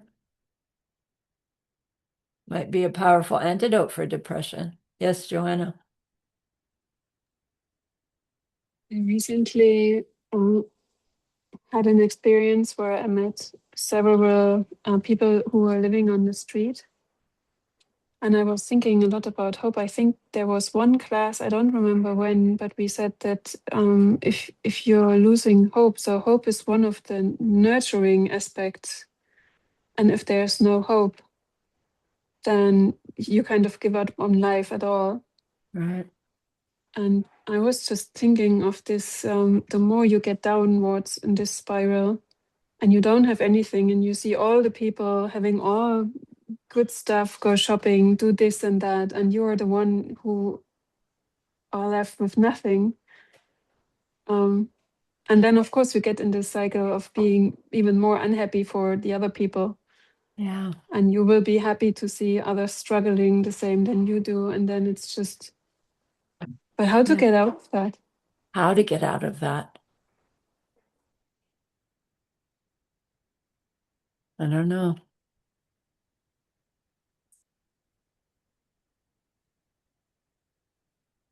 I think people need help. Yeah. They do need help because They do need help, but they yeah, but sometimes don't find the help anymore. And I was even thinking, what makes it a good difference? This is an interesting question I really had. I was talking to one of the young ladies that I met there, and she was in a really, really awful condition. And she said it's so nice that somebody at least stops by because everybody's just walking by and she's asking everybody and nobody is responding. And then I was thinking it is good and it gives some hope, but is it false hope? Because I mean, we can't heal the suffering or release the suffering ultimately, right? No matter how much you give at the moment, it will be just gone by tomorrow. Right. So it's not a help in this way. And giving hope, it's also fleeting. You know what I mean? Mhm. It's not staying with them. It's a small difference, but then 5 other days go by and nobody helped, and they are back to zero. You know what I experienced when I was coaching people with depression and anxiety? Mm, people they need to want to get out of that cycle. Yeah, they do.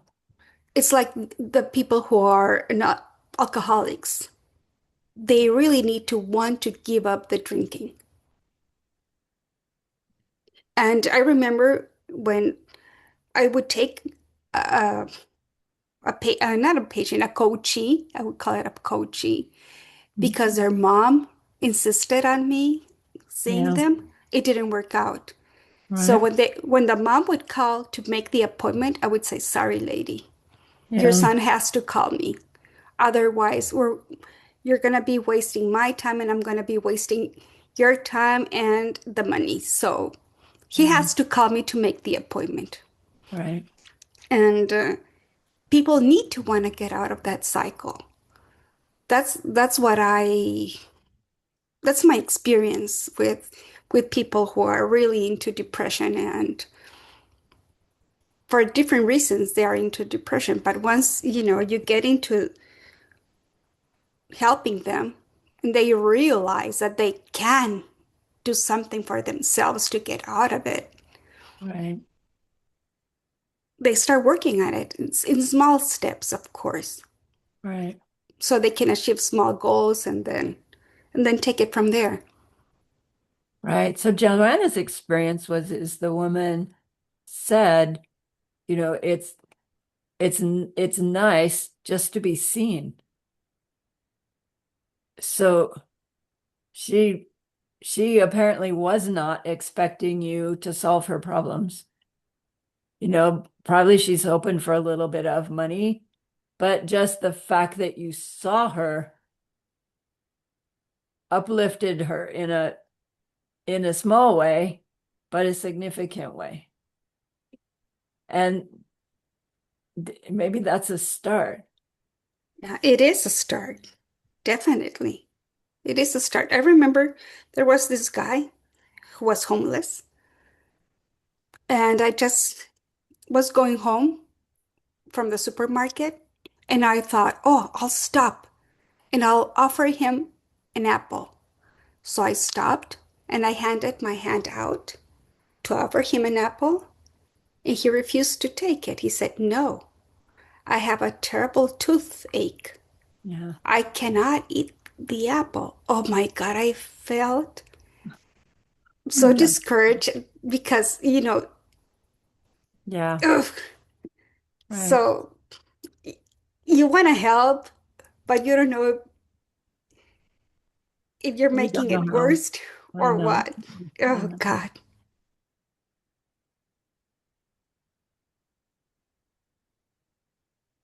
Yeah, but the intention and the motivation is there, Joanna. So that's wonderful. Right.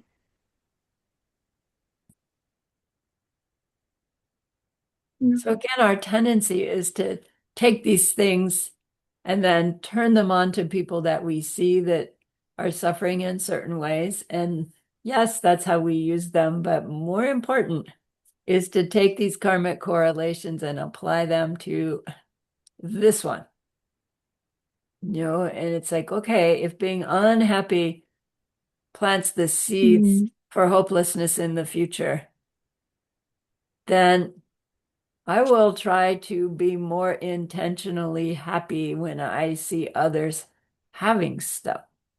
because it's so easy to either disregard or avoid that appreciation out of some subtle jealousy or feeling not even unhappy that they have it, but what's wrong with me that I don't, right? And some kind of self-deprecation when we do this compare me to you thing that we do as humans, like as mammals, right? Our brain makes us compare to check out to see whether we're safe or not.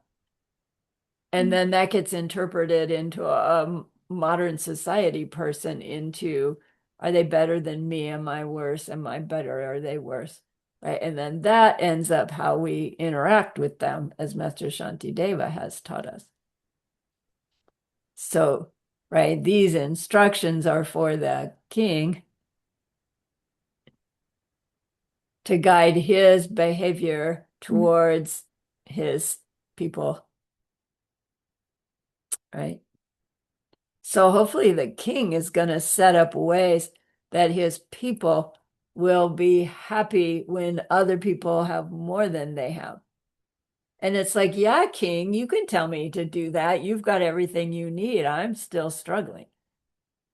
Right? It could come across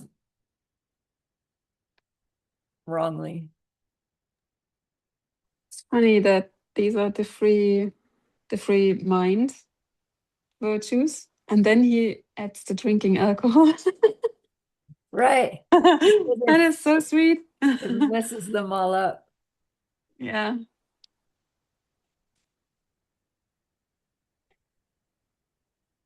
Being happy for the misfortunes of others will grant you fear.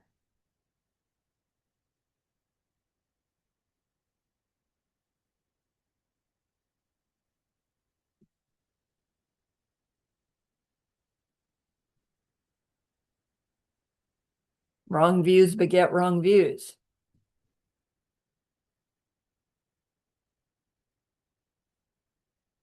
Oh, there's more. I'm going to start back up at the top. Joanna, please. Can I have a last question to this one line? Why does he call it? There's backward views result in bad views. So it's not wrong view begets wrong view. Obviously, You're there's. right. Or is there a difference? But what is a backward view? Like have it the wrong way around? Yeah. But what is then the bad view? Is it the same thing, or is there a difference? I was taking it as being the same, but you're pointing out that there is a difference there. I So don't know. bad views, wrong world view ends up ripening, we learned, as believing that,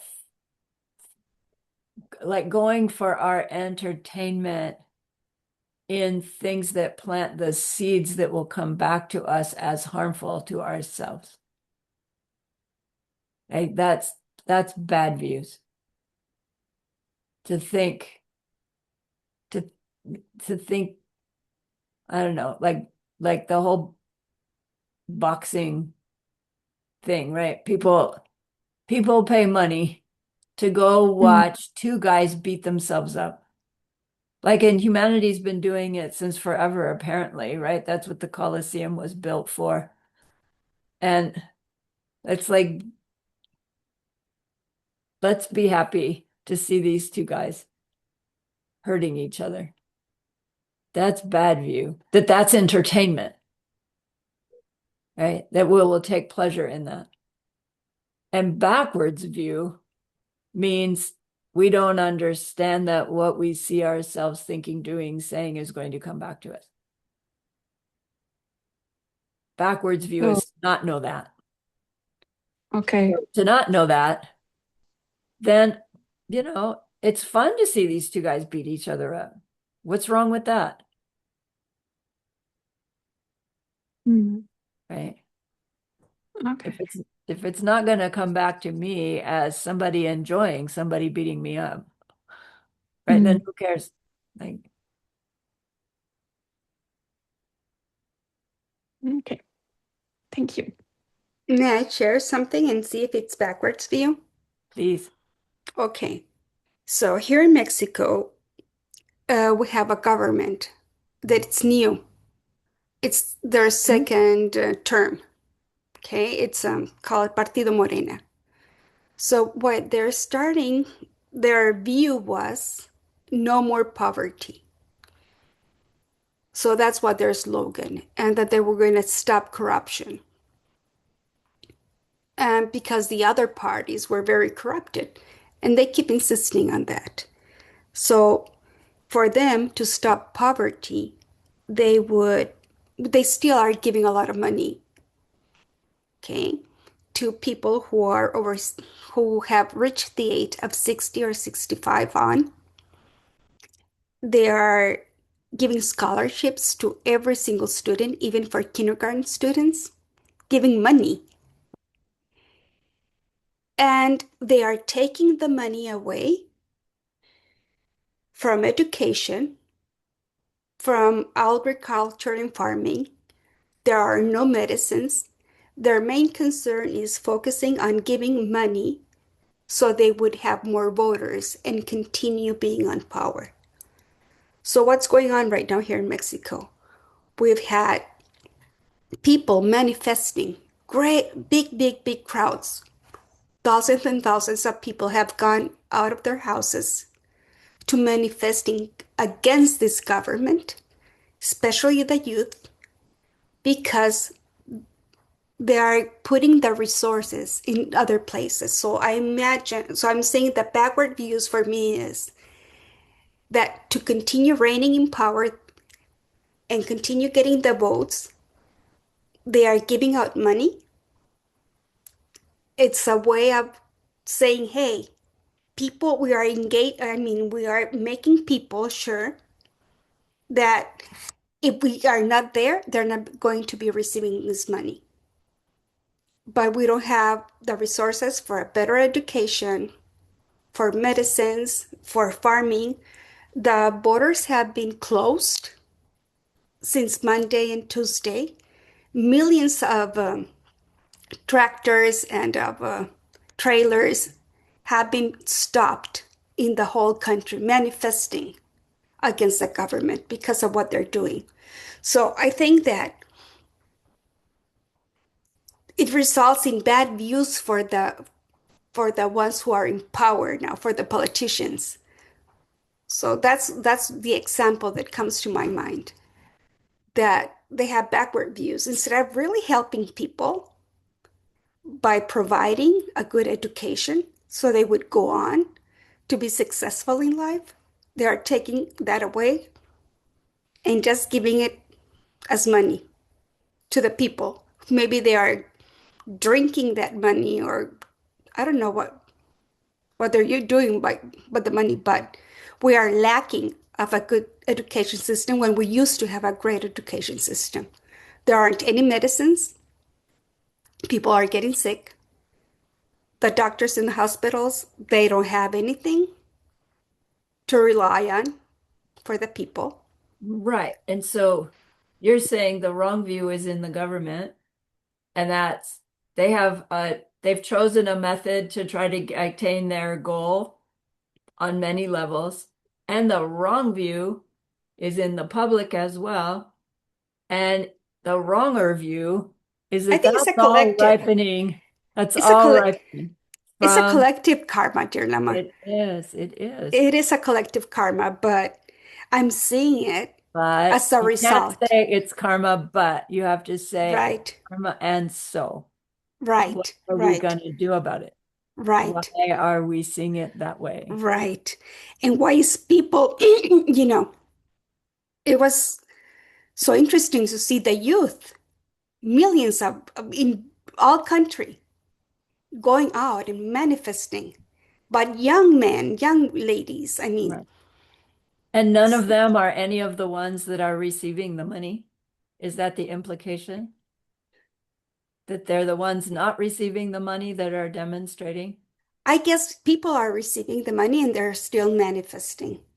I hope so. I hope so too. I hope so too. But for example, I remember once my mom said, they're even giving TVs. And somebody just called me and said, hey, go and get a TV. And my mom says, of course not.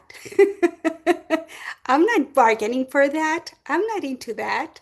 I don't need a TV. Yeah. So they're not going to buy me with a TV. It's like, Yeah.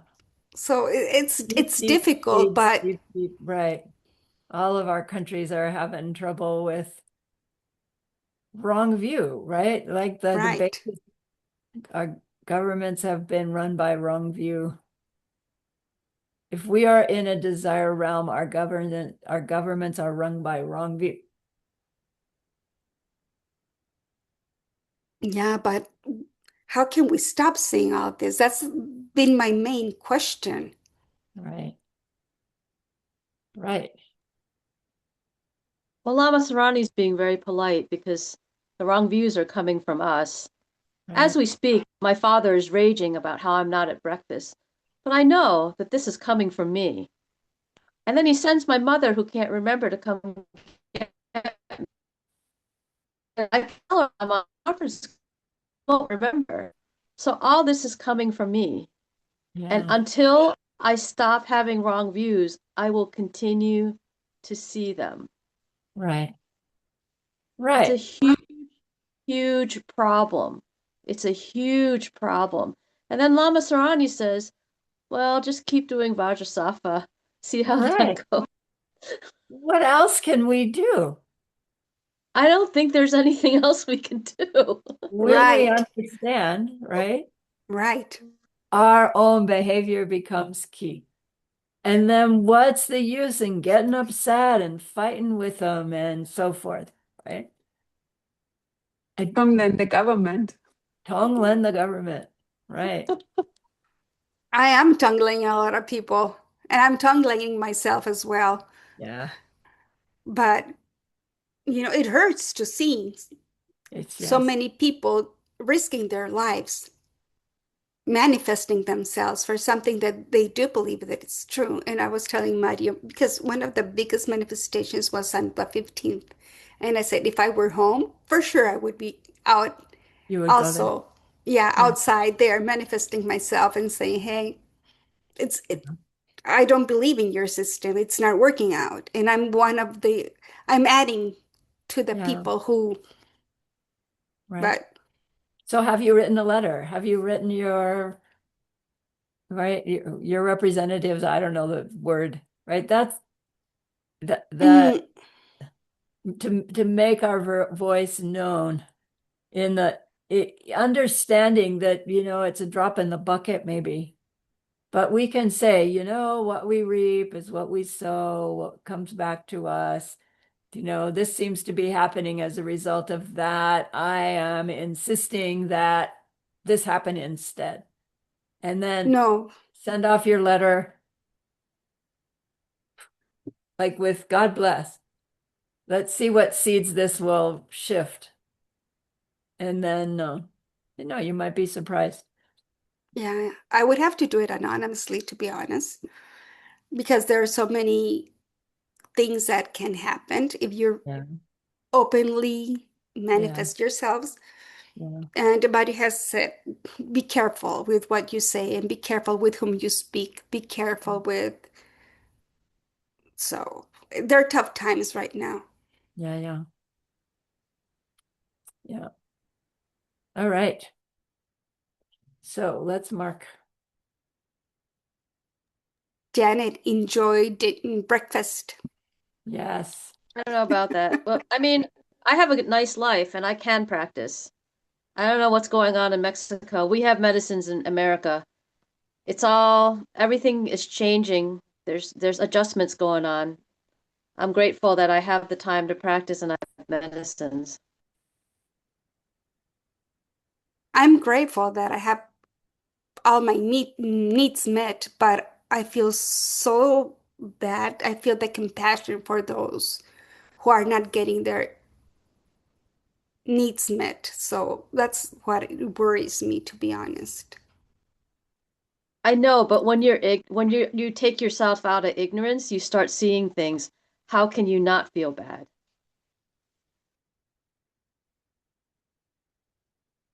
Yeah.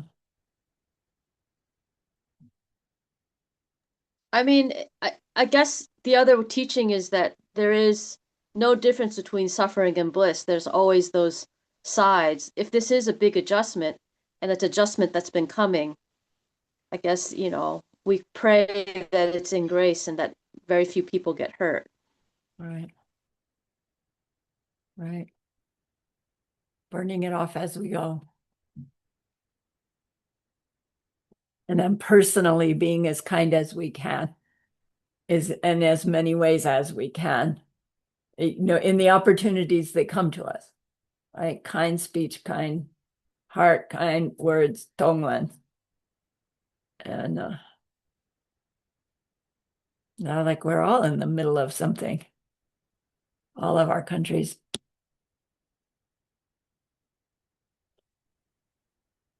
Yeah. And it's difficult to avoid not feeling not Right. right. Getting riled up in the old way. Right, In right, the right. blame It them is way. difficult. Right. Yeah. It is really difficult. But Reactive. right. You have to shine our light. Right. Yeah, good. All right. Thank you very much. Hang in there, Janet. You're planting seeds. You're I don't on know it. about that, but You're changing I'm your trying to be world. Switzerland. I'm trying to be neutral, Switzerland. Trying to be Switzerland. Be Switzerland. Cute. All right, my dears. I'm stopping recording. Pause. Now it's stopping. Happy There. Thanksgiving.